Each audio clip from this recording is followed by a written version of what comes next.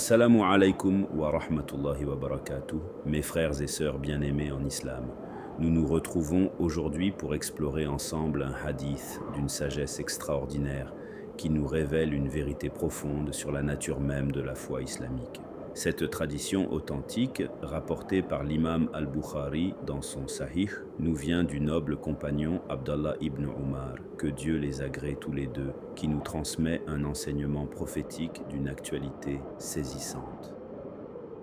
Dans un monde où la pudeur et la réserve sont souvent perçues comme des faiblesses, le messager d'Allah, sallallahu alayhi wa sallam, nous révèle leur véritable nature spirituelle et leur lien intime avec la foi authentique.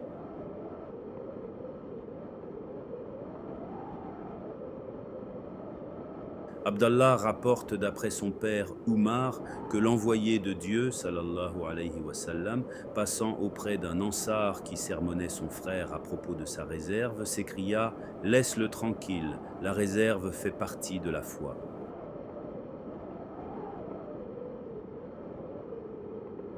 Le sens du mot « haya », traduit par « réserve », est défini tantôt un mélange de crainte et de pudeur. Ibn Hajar, tome 1, page 70. Tantôt, une altération ou défaillance qu'éprouve l'homme en présence d'une action dont il pourrait craindre d'être blâmé. Al-Aini, tome 1, page 206. C'est en quelque sorte la timidité. Elle a pour effet d'arrêter l'homme au moment où il veut exécuter une action coupable et peut, dans cette circonstance toute spéciale, être considéré comme une des branches de la foi, Castalani, tome 1, page 107.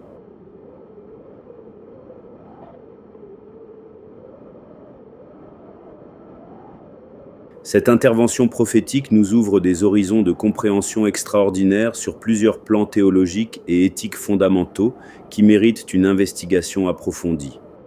Premièrement, la nature spirituelle du haya. Le Cheikh al-Albani, qu'Allah lui fasse miséricorde, confirme dans Silsilat al-Ahadith as-Sahiha l'authenticité de cette tradition et souligne l'importance capitale de cette vertu dans l'éthique islamique. Ibn Hajar al-Asqalani explique dans Fath al-Bari que le haya constitue une qualité spirituelle innée qui distingue l'être humain des autres créatures. Cette pudeur naturelle témoigne de la fitra, nature primordiale, préservée, et constitue un baromètre de la santé spirituelle de l'individu.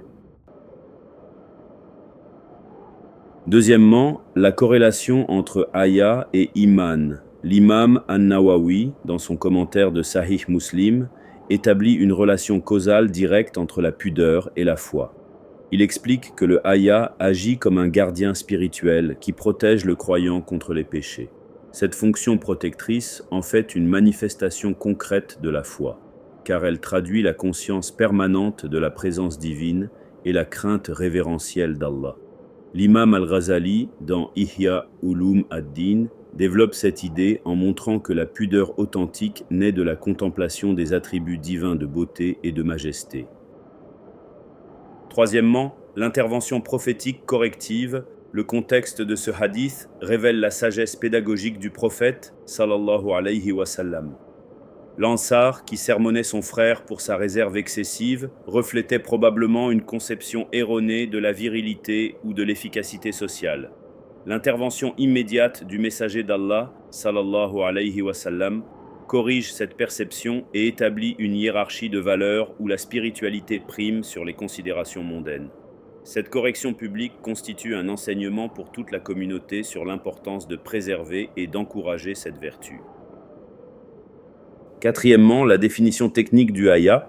Les commentateurs classiques offrent des définitions complémentaires qui enrichissent notre compréhension.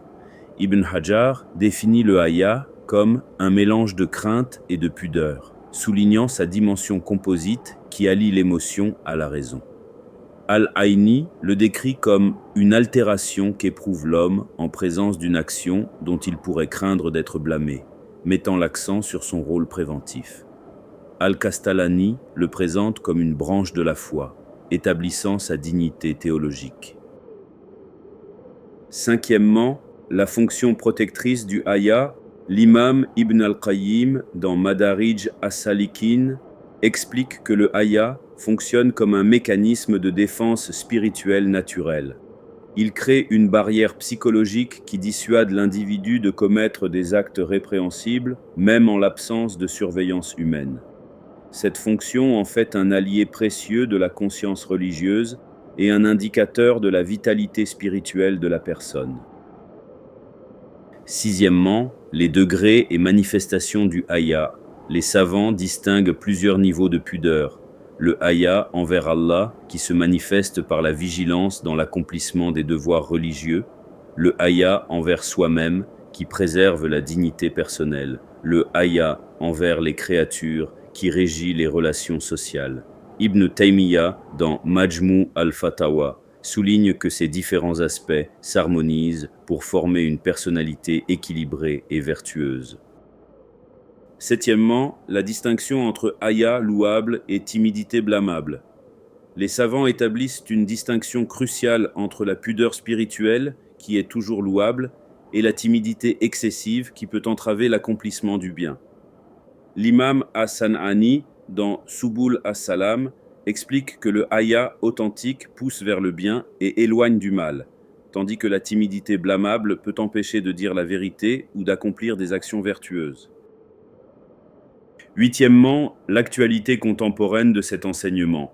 Dans un contexte moderne où l'exhibitionnisme et l'impudeur sont souvent valorisés, cet enseignement prophétique prend une résonance particulière. Il rappelle que la vraie force réside dans la maîtrise de soi et que la pudeur constitue un signe de noblesse spirituelle, non de faiblesse. Cette perspective offre un antidote aux pressions sociales contemporaines qui tendent à dévaloriser cette vertu essentielle.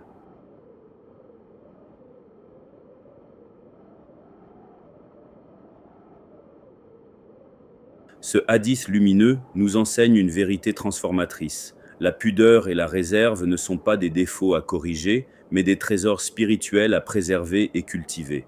Dans un monde qui confond souvent audace et courage, impudeur et liberté, le prophète, sallallahu alayhi wa sallam, nous rappelle que la véritable noblesse réside dans la préservation de cette qualité sublime qu'est le haya.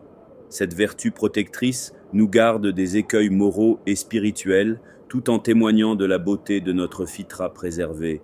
Elle constitue un bouclier naturel contre les tentations et un indicateur fiable de la santé de notre foi. Que cet enseignement nous inspire à cultiver cette noble qualité dans nos cœurs, à la protéger chez nos enfants et à la valoriser dans nos sociétés. Puisse Allah nous accorder la grâce de préserver notre pudeur naturelle et d'en faire un moyen d'élévation spirituelle continue. Amin. Wa Allahu a'lam. Et Allah sait mieux. Wa assalamu alaykum wa rahmatullahi wa barakatuh.